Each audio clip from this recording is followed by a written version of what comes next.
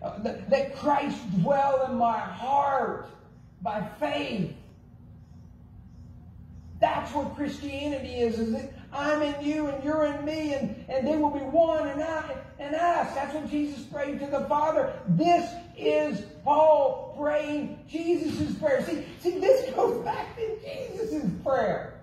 In John 17, if you think about it. Do you remember that before he went to the cross? He said, Lord, restore to me the glory that I shared with you before the worlds were formed. Father, I remember it so clearly, but I'm here and I'm facing this. And oh Lord, after I go, my disciples, they're going to have some challenges. But Jesus didn't just leave it to chance. He prayed for his disciples. Isn't that amazing? I mean, wouldn't you have thought he would have set up some fund or something somewhere? I mean, he could multiply loaves and fishes like that. Maybe he could have made a few warehouses and multiplied the resources that would have been needed for them to have successful ministries ahead. He could have multiplied. He could have done all this.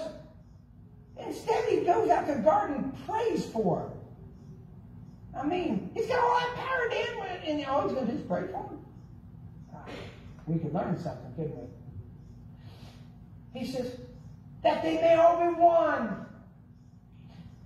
Now he prays a stunning prayer here in John 17. I hesitate to even mention it to you. He said, they're in the world, but they're not of the world, Father.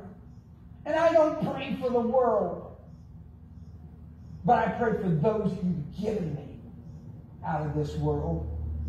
Stunning prayer, if you think about it. That you'll protect them. That you'll keep them. You know who he was praying for also in that prayer? This is going to shock you, Bob. Does he got a seatbelt over there? You better fasten him in. He was praying for you, Bob. And that prayer, you know how I know? Because he prayed for those disciples. And he said, I'm praying for these disciples of mine and all who will believe on me through their words.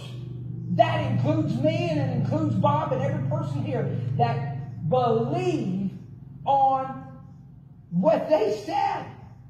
Everything that the disciples of Jesus wrote in this New Testament, if you believe on that, the prayer that Jesus prayed, that the force of that prayer is behind you. Man, we don't realize how blessed we are. That's how I know I'm going to make it, Alice, is because Jesus has already prayed for me.